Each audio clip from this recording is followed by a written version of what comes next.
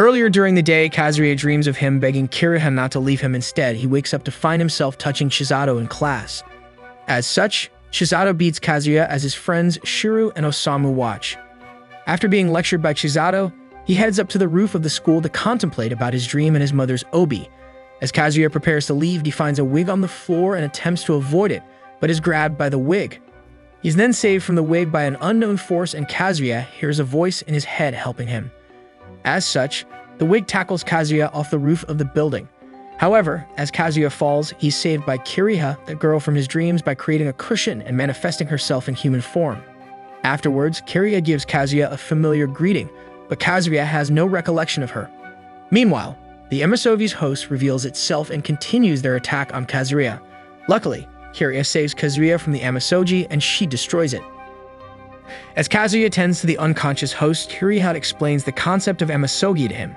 Afterwards, Kazuya blushes at the thought of a girl liking him, but Kiriha tells him how that the host is actually a male cross-dressing as a female. Regardless, Kazuya returns home and greets his sister Kasumi before going upstairs to his room. As he thinks about what has happened earlier, he takes a nap. When he wakes up, he finds Kiriha sleeping with him under his sheets, so he screams. Kasumi then checks on Kazuya, but he insists that nothing happened, prompting Kasumi to leave. Afterwards, Kiriha introduces herself to Kazuya as his master. Later, during dinner, Kiriha starts making loud noises, attracting Kasumi's attention. Regardless, after dinner, Kazuya enters the bath to find Kiriha bathing, so they bathe together. After bathing, the two share Kazuya's bed as they sleep. Meanwhile, Kokuryu observes the curse in the city and receives instruction from a voice on how to act on it. The next morning, Kiriha attempts to wake Kazuya to no avail, so she starts stomping on him. After, he rushes to class only to be late. Thus, Chisato violently chastises Kazuya for being late, where he replies by blaming Kiriha. It's then revealed that earlier in the morning, Kazuya finds that he's running late due to her destroying his alarm clock. As he rushed out to school, Kiriha insisted on going with him, causing him to be even more late as he had to leave her in a box. Later, while having lunch with his friends, Kazuya laughs to himself for being able to trick Kiriha. Meanwhile, Shiru and Osamu talk about the rumors of a ghost sighting, so Shiru fantasizes about using the opportunity to get close to a girl. However, Chisato punishes them for Shiru's thoughts, reminding them that they still have work due. Shortly after, Kazuya studies with Chisato in the library, and they end up reminiscing about the time they studied together as children. Afterwards, she offers to go over to Kazuya's house to help him study, but he declines, not wanting her to encounter Kiriha. As he finishes up his work, he goes to take a book out, while Chisato leaves. As Kazuya is taking out books, Kiriha suddenly appears. Then, when Chisato goes to check on him, she informs him that she's unable to open the door. Thus, the two find themselves locked in the library and they're unable to break out with brute force. However, Kiriha shows herself to the two, and Kazuya quickly drags her away to talk in private. Kiriha then explains Emisogi to Kazuya, and she introduces herself to Chisato, explaining the situation to her as well. As such, Kiriha gives both of them Metsu to detect Emisogi. Afterwards, Kiriha attempts to force her way out with her spiral weave. However, the area transforms into a large hall consisting entirely of books, revealing that the entire library are actually Emisogi. Kiriha is then attacked by the books, and a large book golem appears and begins to chase them. She realizes that Chisato is the Emisogi's host and has Kazuya recount their previous actions in the library.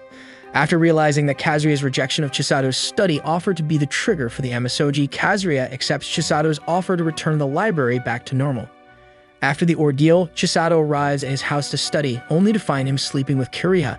She then hits Kazuya and reminds him that she came over to help him study. Shortly after, Chisato gives pudding to Kiriha, and she apologizes for creating an Emisogi. Kiriha replies by telling her not to blame herself, and Kiriha blames Kukuru for not managing the curse properly.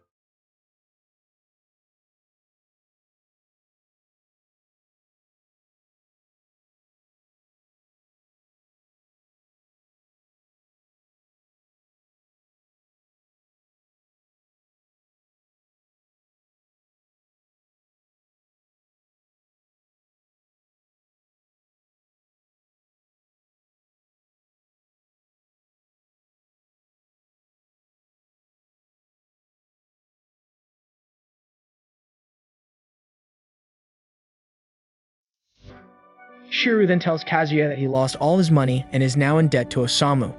Meanwhile, Kazuya has no idea of who Kokuryu could be. Regardless, atop the school building, Kokuryu listens to them and remembers her conversation with Kukuru from earlier. where Kukuri wanted her to bring Kazuya without making a commotion and without Kiriha. Suddenly, the other classmates begin to scream as they find out that their lunches are gone. Kazuya then confronts Kiriha about the missing lunches but is hit in the face. Shizato mentions the possibility of this being an emisode, but he instead believes it to be a thief. Randomly, Kokuyu bursts through the classroom door with stolen lunches in hand and mouth, demanding Kazuya's whereabouts. Shuri recognizes Kokuyu from earlier, but Kokuyu does not remember him. She then confronts Kazuya and orders him to follow her. However, Kiriha intervenes and the two start to argue.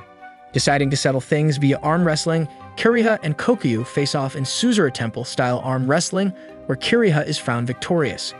Afterwards, the group heads towards the Hakuzen Shrine, where Kazuya finds the path familiar despite having no memories of ever venturing there.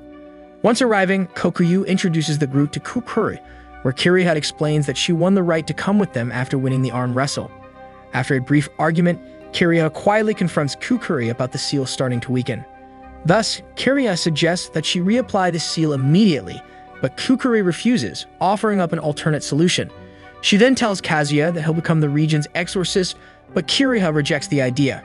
She continues on to tell Kazuya that he's the one responsible for the recent occurrences of Emisoji. Suddenly, Kiriha tries to run away with Kazuya, but they get locked in by a barrier. At the same time, Kokuyu carries Chisato into the air and Kukuri prepares to battle Kiriha and Kazuya. In response, Kiriha tries to fly away with Kazuya, but she gets knocked down, where Kukuri engulfs them in water. As Kukuri uses Minasuchi, Kiriha protects herself and Kazuya from the attack, but she gets weakened. Kukuri launches another attack, causing Kiriha to be unable to protect both of them. Suddenly, Kazuya receives a dream of his mother giving him advice on what to do, where she tells him to protect Kiriha.